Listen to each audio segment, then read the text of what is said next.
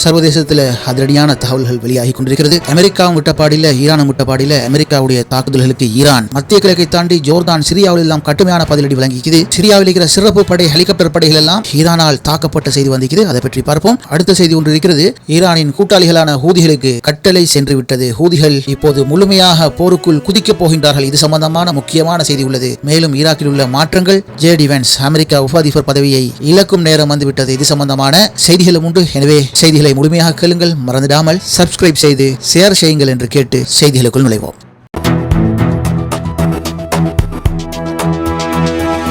நேற்று எமது பதிவில் நாங்கள் குறிப்பிட்டிருந்தோம், அமெரிக்காவில் 2028 ஆண்டு அடுத்த தேர்தலில் டொனால்ட் ட்ரம்புடைய கட்சி சார்பாக ஜே.டி. வென்ஸ் அவர்களே தெரிவு செய்யப்பட்டிருக்கின்றார் என்றும், இந்த தெரிவு மார்க்கோ ரூபியோவுக்கும் ஜே.டி. வென்ஸுக்கும் இடையில தங்களுடைய கட்சிக்கு நடந்த தேர்தலில் ஜே.டி. வென்ஸுக்கு அதிக வாக்கு கிடைத்தது. இதனால அவர் அடுத்த முறை 2028 ஜனாதிபதி என்ற தேர்தலில் வெற்றி பெற்றால் குடியரசுக் கட்சியில ஜே.டி. வென்ஸ் தான் வருவார் என்று இதுவரையும் இருந்தது. இந்த வகையில் நேற்று நம்மளது பதிவை நீங்க பார்த்தா விளங்கும், ஜே.டி. வென்ஸ் ஒரு அதிரடியான சில கருத்துக்களை ஊடகங்களுக்கு பேட்டி வழங்கி ஒரு பரபரப்பை ஏற்படுத்தி விட்டார். அதாவது ஜே.டி. வென்ஸ் அநேக கருத்துக்கள் இஸ்ரேலுக்கு எதிரான தெளிவான கருத்துக்களை வெளியிட்டார். ஈரானுக்கும் அமெரிக்காவுக்கும் இடையிலான போரை இஸ்ரேல் தூண்டவில்லை. ஆனா இந்த போரை நிறுத்தக்கூடாது, அமெரிக்காவுக்கும் ஈரானுக்கும் இடையில ஒப்பந்தம் சாத்தியமாக நிறைவேறக்கூடாது என்று இஸ்ரேல் பல்வேறு சதிகளை செய்வது போல அவருடைய பேட்டி இருந்தது. ஏன் தனக்கு எதிராக கூட பணம் கொடுத்து நாட்டுக்குள்ள மிகப்பெரிய சதிகளை, இளம் யூத பழமைவாத கொள்கை கொண்ட இளைஞர்களை எனக்கு எதிராக தூண்டப்படுகின்றார்கள், இதற்கு இந்த ஒரு நாடே பின்னணியாக இருந்திருக்குது என்கிற மாதிரி சூடான பேட்டி ஒன்று ஊடகங்களுக்கு நேற்று வழங்கினதால் அந்த பேட்டி சர்வதேச அளவுல மிக பிரபலமாக இருந்தது. காரணம் என்ன சொன்னா, இந்த அமெரிக்காவை பொறுத்தவரையில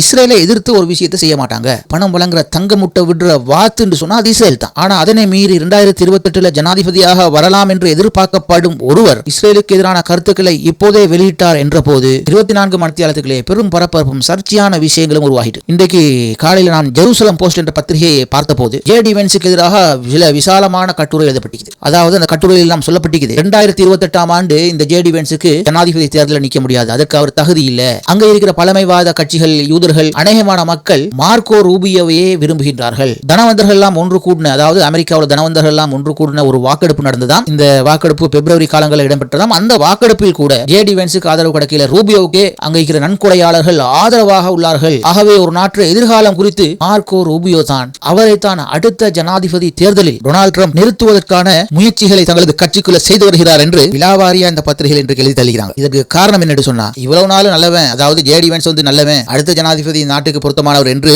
புகழாரம் பேசிய இன்று யூதர்கள் இன்றே திட்டம் திட்டாங்க, அடுத்த முறை மார்க்கோ ரூபியோ தான் அமெரிக்காவோட ஜனாதிபதியாக இருக்கணும். இதற்காக இப்ப பல்வேறுபட்ட விமர்சனங்கள் எல்லாம் ஜே.டி. வென்ஸுக்கு எதிராக வருவது. என்று சொன்னா ஜே.டி. வென்ஸ் மிகப்பெரிய குண்டையும் தூக்கி போட்டார். அதாவது எப்ஸ்டீனுக்கும் மொசாடுக்கு அல்லது சிஐக்கு ஒரு தொடர்பு உறவு இருக்குது என்று கூட வென்ஸ் பேட்டியில சொன்னார். இதெல்லாம் இஸ்ரேலுக்கு கட்டு மாற்றம். ஆகவே இப்ப வென்ஸோடு இஸ்ரேல் நிச்சயமாக முரண்பட்டு தான் இருக்கும். அடுத்தது என்ன சொன்னா, டொனால்ட் ட்ரம்புக்கும் வென்ஸுக்கும் இடையில சுமூகமான உறவு இதற்கு பிறகு வருமா? இந்த ஜே.டி. வென்ஸ் நிச்சயமாக டொனால்ட் ட்ரம்பில் இருந்து கலட்டி விடுவதற்கான எல்லா வகையான திட்டமும் போடப்பட்டிருக்கலாம். வென்ஸ் நேத்து அந்த பேட்டியில சொல்றார், பெரிய அளவு பணம் செலவழிக்கப்படுவது இணையதள ரீதியாக, இதன் மூலம் பெரியதொரு பிரச்சாரம் செய்யப்படுகிறது, மக்களை திசை திருப்பப்படுவது. இந்த யுத்தத்தை தொடர்ந்து வச்சுக்கொள்ற நிலப்பாடுல தான் இஸ்ரேல் இருந்து கொண்டிருக்கிறது. ஆனா அமெரிக்காவில் நெத்தனியாவுக்கு எந்த மதிப்பும் கிடையாது அப்படிலாம் சொல்லி போட்டார். இந்த பேட்டியை பார்த்த இஸ்ரேலுக்கு கடுமையான ஆத்திரம் வந்திருக்கும். என்று சொன்ன ஆரம்பத்தில் மார்க்கோ ரூபியோவையும் ஜே.டி. வென்ஸையும் இஸ்ரேல் விரும்பினாங்க. ரெண்டுல எவர் ஜனாதிபதியா வந்தாலும் இஸ்ரேலுக்கு பரவாயில்லை அப்படிங்கிற நிலைப்பாடு தான் இஸ்ரேலுக்குள்ள இருந்ததாக கூறப்படுகிறது. ஆனா இப்ப தனித்தூர் கோடு போட்டாங்க, ஜே.டி. வென்ஸ் வரக்கூடாது. சம்டைம் ஜே.டி. வென்ஸ் வார மாதிரி இருந்தால் அமெரிக்காவில் இருக்கிற யூத கோஷ்டிகள் எல்லாம் ஜனநாயக கட்சியை தெரிவு செய்யறதுக்கான முன்னெடுப்புகளும் நடக்கலாம். இந்த வகையில ஜனநாயக கட்சியில இந்த முறை தேர்தலில் நிற்கக்கூடிய ஆளா கமலா ஹாரிஸ் சொல்லப்படுது. கமலா ஹாரிஸ் யூதர்களுக்கும் ஆதரவாளர், இஸ்லாமியர்களுடைய விடயங்கள் ஆதரவாளர் என்று சொல்ல முடியாது, ஒரு நடுநிலைவாதி. ஆனா எந்த பக்கம் சாய்ந்து போறது வந்தா நிச்சயமாக கமலா ஹாரிஸ் யூதர்களோட பக்கம் தான் சாய்வா. ஏன்னு சொன்னா யூதன் தான் நான் மேற்கூறியது போல அமெரிக்காவுக்கு தங்க முட்டை விடுற வாத்து, பொருளாதார வளம் அமெரிக்காவுக்கு வழங்குற நாடு. ஆகவே அந்த இடத்திலையும் எதிர்பார்க்க முடியாது. ஏதோ எப்படியோ ஒரு திட்டமிட்டு தங்களுக்கு வாசிய நாட்களை கொண்டு வரதுக்காக ஜே.டி. வென்ஸ் சொன்னது போல பணம் கொடுத்து மக்களை திசை திருப்பி இலக்குகளை அடைந்து கொள்வார்கள் என்று கூறப்படுகிறது. அதே நேரத்தில் சகோதரர்களே, இந்த ஜே.டி. வென்ஸ் ஆரம்பத்தில் இஸ்ரேலுக்கு எதிரான கருத்துக்கள் சொன்னாலும் அடுத்த முறை பேட்டி வழங்கும் போது அல்லது இனி வரும் காலங்களில் அவரு இந்த பிளேட்டை மாறி போட்டாலும் போடுவார். அதாவது தான் என்ன பேசினாலும் இஸ்ரேலுக்கு ஆதரவாளர் என்பது போல நடந்து கொள்ளும் வாய்ப்புகளும் உண்டு என்று சொன்னால் அவர்களுடைய வரலாறுகள், இதுவரை காலம் உள்ள பண்பாடு, கலாச்சாரங்கள் சான்றாக அமைகிறது. சுருக்கமாக சொன்னா இஸ்ரேல் இப்ப அமெரிக்காவுடைய உப ஜனாதிபதியை கடுமையான எதிர்ப்பொன்றை செய்து வருகின்றது என்பது இன்று வெளியாகும் நாளிதழ்களை பார்க்கும் போது புரிகிறது. அடுத்தது உங்களுக்கு தெரியும் ஈராக்கில் இருந்து அமெரிக்க படை முற்றுமுழுதாக வாபஸ் ஆகிறது. இதுக்கு முன்னால் உங்களுக்கு தெரியும் சிரியாவில் இருந்து வெளியேறாங்க. அதுபோல ஈராக்கில் இருந்தும் அமெரிக்க படை வெளியாவதாக உறுதி செய்துள்ளது. ஈராக்கில் இருக்கிற சொத்து மதிப்பு, அதாவது வளங்களுடைய மதிப்பு கிட்டத்தட்ட 16 டிரில்லியன் அமெரிக்க டாலர் என்று மதிப்பிடப்பட்டுள்ளது. சுமார் 5 லட்சம் சதுர கிலோமீட்டர் கொண்ட உலகில் மிகப்பெரிய எண்ணெய் கையிருப்புகள் கொண்ட ஒரு நாடாக இருந்த போதும் அங்குள்ள மக்கள் சுமார் 25% மக்கள் அதிகமான வறுமையில், அதாவது வறுமை கோட்டுக்கு கீழே வறுமை நச்சுவட்டம் என்ற இதுக்குள்ள வாழ்றாங்களாம். அதாவது அடிப்படை தேவையை கூட பூர்த்தி செய்ய முடியாத நிலைமையில வாழ்றாங்களாம். இந்த வகையில் அரபு யூடியூப், ஈராக்கிய யூடியூப் செய்தி சேவை ஒன்று சொல்லுது, சதாம் ஹுசைன் மரணித்த பிறகு நாட்டுடைய பொருளாதாரம் குறுகிய வட்டத்துக்குள்ள மாத்திர நிற்காது, திறந்து விடப்பட்டு மிகப்பெரிய அளவு நாடு முன்னேறும் என்று மக்கள் எதிர்பார்த்தாங்களாம். ஆனால் அவர் இருந்த காலத்தை விட அதற்கு பின்னர் வந்த அரசியல்வாதிகளுடைய ஊழல்கள், கொள்ளைகள் காரணமாக நாடு மிகவும் பின்தங்கி போய்விட்டது. அது இல்லாம வெளிநாட்டு அரசியல் அதிக ஆதிக்கமும் இந்த ஈராக் பின்னால போனதுக்கு காரணம் என்று குறிப்பிடப்படுகிறது. உங்களுக்கு தெரியும் சதாம் ஹுசைன் தூக்கிலிடப்பட்ட பின்னர் அமெரிக்காவுடைய ஆதிக்கம் மிக வலுவாக இருந்தது. அமெரிக்காவை பொறுத்தவரையில் அவர்களுக்கு தேவை அங்கே இருக்கிற பெட்ரோலிய வளம். அதனை அவர்கள் பெற்றுக்கொள்ளும் வழிகளில் பெற்றுக் கொண்டிருந்தார்கள். அவர்களுக்கு ஏற்ற அரசியல் வைத்து உருட்டி கொண்டிருந்தார்கள். அரசியலும் முன்னேறவில்லை, நாடும் முன்னேறவில்லை. இதுதான் ஆப்கானிஸ்தானில் நடந்தது. ஆப்கானிஸ்தானில் ஹமீர் கர்சாய் என்கிற ஒரு பொம்மையை கொண்டு, அமெரிக்க பொம்மையை கொண்டு ஆட்சியில் வச்சாங்க.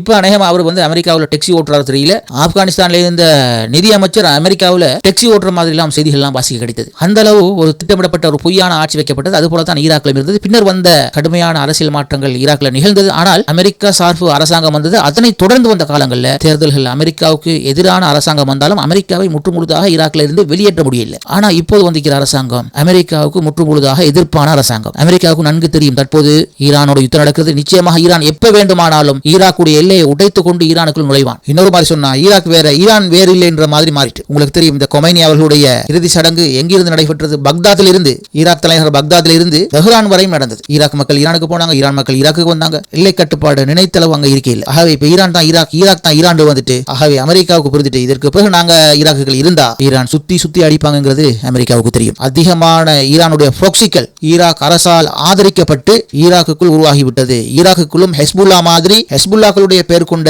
ஈரான் ஆதரவு படைகள், PMA படைகள், இப்படி ஏராளமான குழுக்கள் இப்ப ஈராக்குகளை உருவாகிவிட்டது. அதனால தான் நாங்க முற்றுமுழுதாக வெளியேறப்பா அப்படின்னு மாறிட்டாங்க. அதேவேளை இப்ப இருக்கிற ஈராக்குடைய அரசாங்கம் இதற்கு முன்னால் உள்ள ஈராக்கிய அரசியல்வாதிகளுடைய ஊழல், கொள்ளை, லஞ்சம் அனைத்தையும் தேடி தேடி பிடிப்பதாகவும் அவைகள் சட்டப்படி நீதிமன்றத்தில் ஒப்படைக்கப்பட்டிருக்கின்றதாகவும் குற்றங்கள் நிரூபிக்கப்பட்டால் முறையான தண்டனை அவர்களுக்கு வழங்கப்படும் என்றும் ஈராக்கிய தகவல்கள் தெரிவிக்கின்றது. தற்போது ஈராக்கில் ஒரு புது யுகம் பிறந்திருக்கிறது என்று நான் சொல்லலாம். அரசியல் ரீதியாக ஈரானும் ஈராக்கும் மிக நெருக்கமான உறவை ஏற்படுத்திக் கொண்டுள்ளது என்பது இங்கு குறிப்பிடத்தக்கது.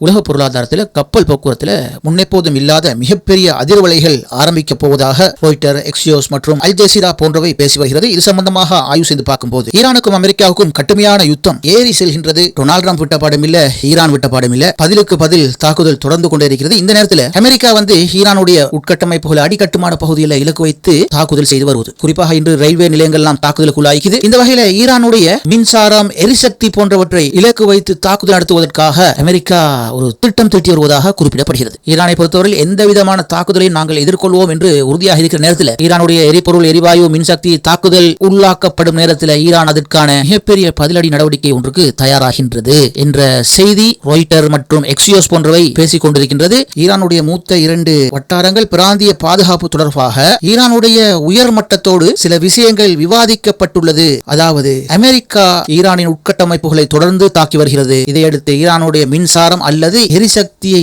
தொட்டுவிட்டால், அதாவது தாக்கிவிட்டால் 2இல் 1 அல்லது 2இல் 2 உடனடியாக ஹோர்மோஸ் நீரிணை மூடப்பட்டது போல பழையபடி ஹூதிகளுக்கு அறிவிக்கப்பட்டுள்ளதாம். ஏடன் வளைகுடாவை அண்மித்துள்ள பாபல் மந்த பகுதியை மறுபடியும் இழுத்து மூடிவிடுங்கள் என்று ராய்ட்டர் இந்த செய்தியை இன்று வெளியிட்டுள்ளது. அதேவேளை இன்னொரு செய்தித்தளம் சொல்வது, ஹூதி இயக்கத்திற்கு நெருக்கமான ஒரு வட்டார தகவலின்படி இந்த ஏடன் வளைகுடாவுக்கு அண்மையில் உள்ள பாபல் மந்த பகுதியில் ட்ரோன்கள், ஏவுகணைகள், கப்பல் எதிர்ப்பு ஏவுகணைகள் அனைத்தும் தயார் நிலையில் வைக்கப்பட்டுள்ளதாகவும் தாக்குதல் உத்தரவு கிடைத்தவுடன் நடவடிக்கை ஆரம்பிக்கப்பட உள்ளது என்ற தகவல்களும் இப்போது வெளியாகியுள்ளது. எனவே இப்போது உங்களுக்கு தெரியும் இப்போது ஒரு சொட்டு எரிபொருள், எரிவாயு ஹோர்மோஸ் வழியாக வெளியே செல்வதிலே அனைத்தும் பிளாக் செய்யப்பட்டுள்ளது. சவுதி அரேபியா அதற்கு மாற்றமாக ரெபடியலாக எரிவாயு மற்றும் பெட்ரோல், அதாவது எரிபொருளை செங்கடல் பகுதியில் காணப்படக்கூடிய ஜித்தாவுக்கு அண்மையில ஒரு நிலையத்தின் ஊடாக அந்த பகுதியில் வார கப்பல்கள் கப்பல்களுக்கு லோட் பண்ணப்படுவதாகவும் ஏற்றப்படுவதாகவும் ஏதோ ஒரு வகையில் அந்த இடத்துல ஒரு சவுதி அரேபியாவுக்கு ஒரு பிசினஸ் ஒன்று நடந்து கொண்டிருப்பதாகவும் தகவல் வெளியானது. இந்த வகையில் அந்த பகுதியால் வர கப்பல்களுக்கு இப்படி லோட் பண்ணி ஏற்றி விடுறதால ஐரோப்பால சில நாடுகளுக்கு எரிபொருள் தட்டுப்பாடு இல்லாம இருக்குது. இப்போது ஹோர்மோஸ் நீரிணை மூலமாக பாபல் மந்த பகுதியை மூடிவிட்டால் அந்த பகுதிகளால் நுழைந்து சவுதி அரேபியாட்ட எரிபொருள் வாங்குறதுக்கு எந்த நாடும் வர முடியாது. சரி, பாபல் மந்த பகுதியை மூடினாலும் மேலால் வடக்கினால் வந்து, அதாவது செங்கடல்ல வடக்கினால் வந்து எரிபொருட்களை நிரப்ப வந்தாலும் கூட ஹூதிகளுடைய தாக்குதலில் இருந்து வந்த வர்த்தக கப்பல்கள் தப்பிக்கொள்ளுமா என்பது சந்தேகம். எனவே அரபிய தீபகற்பத்துடைய கிழக்கு பகுதி ஹோர்மோஸும் மூடப்பட்டு விட்டது. இப்போது அரபிய தீபகற்பத்துடைய மேற்கு பகுதியில் மிக சரியாக குறிப்பிட்டால் தென்மேற்கு பகுதியில் உள்ள பாபல் மந்தம் மூடப்படுவதற்கான ஏற்பாடுகள் நடந்து வருகிறது. இது இவ்வாறு இதுவும் மூடப்பட்டால் ஐரோப்பா அமெரிக்காவில் ஒரு பெரல் எரிபொருள் $200 தாண்டி விடலாம் என்று குறிப்பிடப்படுகிறது. எனவே இவ்வாறான ஒரு நிலை உருவாகினால் ஒன்று ஐரோப்பிய நாடுகள் அமெரிக்காவோடு சேர்ந்து ஈரானுக்கு முடிவு கட்ட வேண்டும், அல்லது உலக நாடுகள் அனைத்தும் சேர்ந்து அமெரிக்காவுக்கு ஒரு முடிவு கட்ட வேண்டும். அதாவது குறைந்தது பேச்சுவார்த்தை செய்தாவது ஈரான் மீதான தாக்குதலை நிறுத்த வேண்டும். அவ்வாறு செய்தால் மாத்திரம்தான் இப்போது இனி உலகம் வளமைக்கு வரக்கூடிய நிலைமை இருக்கும். இலங்கையை பொறுத்தவரையில் எங்களுக்கு அது இன்னும் தாக்கம் செலுத்தலை என்று சொன்னால் எங்களோட கையிருப்புல எரிபொருள் இருக்குது. அது முடிந்து கொண்டு வரும்போதுதான் இருக்குது விஷயம். அதற்கு முன் உலக நாடுகள் சர்வதேச நாடுகள் ஒன்று கூடி ஈரான் அமெரிக்கா பிரச்சனைக்கு ஏதாவது ஒரு தீர்வு கொண்டு வர வேண்டும். இல்லாவிட்டால் உலகமே பெரும் சிக்கலுக்கு உள்ளாகும் என்பதில் மாற்று கருத்து கிடையாது. அடுத்தது என்ன விஷயம் சொன்னா, உங்களுக்கு தெரியும், ஹூதிகள் மீது சவுதி அரேபியா தாக்குதல் நடத்தியது. அதற்கான பதிலடியை எதிர்பார்த்திருங்க என்றவாறு ஹூதிகள் அறிவித்திருந்தார்கள். இப்போது பாபல் மந்த பகுதியை ஹூதிகள் மூடிய பிறகு வளமை போல இப்போது நடந்து கொண்டிருப்பது போல சவுதி அரேபியா செங்கடல் ஜித்தாவை அண்மித்த பகுதியில் குறிப்பிட்ட அளவு சர்வதேச சந்தைகளுக்கு பெட்ரோல் விநியோகிக்கும் வேலையை செய்து வருகிறது. ஆனால் பாபல் மந்த பகுதியை மூடிய பிறகு வடக்கே சுயஸ் கால்வாயினூடாக வரும் கப்பல்கள் ஜித்தாவை அண்மித்த பகுதியில் பெட்ரோல் எரிபொருளை பெற்றுக்கொண்டு நேராக, அதாவது தெற்காக செல்ல முடியாது. அங்கே பாபல் மந்தம் மூடி இருக்கும். எனவே ரிவர்ஸ்ல செல்ல வேண்டி வரும். செங்கடல் பகுதியில் ரிவர்ஸ்ல செல்றதெல்லாம் அவ்வளவு லேசான விஷயம் அல்ல. பெரும் இட நெருக்கடி நெரிசல் சுயஸ் கால்வாயில் ஏற்படும். ஆகவே உலகத்தில் இருக்கிற அனைத்து கப்பல்களும், குறிப்பாக ஐரோப்பாவில் இருக்கிற கப்பல்கள் சுயஸ் கால்வாயில் வரும்போது பெரும் போக்குவரத்து நெருக்கடிக்குள் சிக்கிவிடும். அடுத்தது ஹூதிகள் இப்போது வழி தீர்க்கிற நோக்கத்தில் இருந்து கொண்டிருப்பதால சவுதி அரேபியா தற்போது எரிபொருள் விநியோகிக்கப்படும் இடம் ஹூதிகளால என்ன செய்யப்படும் என்ற ஒரு கேள்வியும் வரும். அதனால அந்த இடத்துக்கும் சர்வதேச கப்பல்கள் வந்து செல்லுமா? இப்படி பல கேள்விகள், பல பிரச்சனைகள் இருக்குது.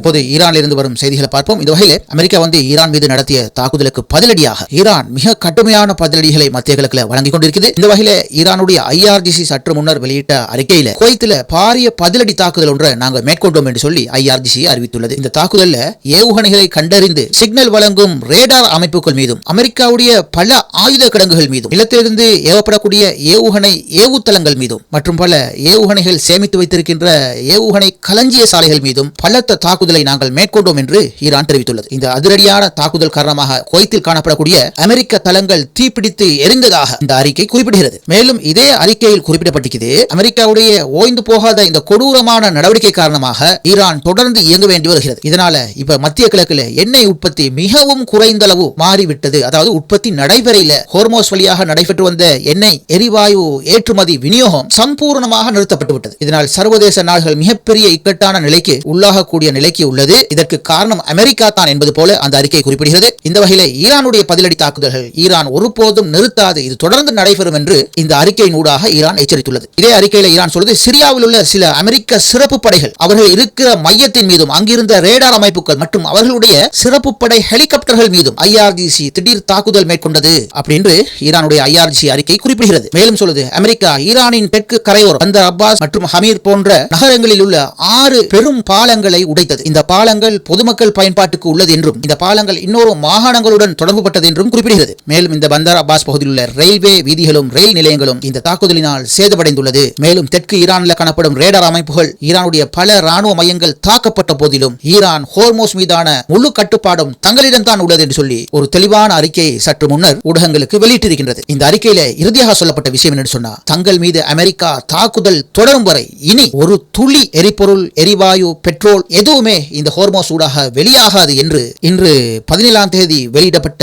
அறிக்கையில் குறிப்பிடப்பட்டுள்ளதாக அரபிய ஊடகங்கள் இந்த செய்தியை வெளியிட்டுள்ளது. இந்த அறிக்கையில் சொல்லப்பட்ட முக்கியமான விஷயம் என்று சொன்னா, இந்த ரயில்வே நிலையங்கள் ரயில் பாலங்கள் மீது நடத்தப்பட்ட தாக்குதல்ல பல ஈரானிய மக்கள் உயிரிழந்ததாகவும் படுகாயங்கள் அடைந்ததாகவும் இந்த அறிக்கை குறிப்பிடுகிறது. எனவே ஈரானுடைய பதிலடி தொடர்ந்து நடக்கும் என்றும் குறிப்பிடப்படுகிறது. மேலும் தற்போது ஓமான் கடலை ஒட்டியுள்ள சபஹார் துறைமுகத்தின் மீதும் பல்வேறு வெடிப்பு சத்தங்கள் தற்போது கேட்டுக்கொண்டிருப்பதாகவும் இந்த அல் அரப் ஊடகம் குறிப்பிடுகிறது. சரி சகோதரர்களே, பொறுத்திருந்து பார்ப்போம் என்னெல்லாம் நடக்க போகுதுன்னு சொல்லி. உலகத்தில் மிகப்பெரிய எண்ணெய் தட்டுப்பாடு உருவாக போகின்றதா என்ற ஒரு அச்சம் இருக்கின்றது. சரி, அடுத்து வரும் முக்கியமான செய்திகளோடு சந்திப்போம். இது குளோபல் உலகத்துடைய குளோபல் டாக் நிகழ்ச்சி.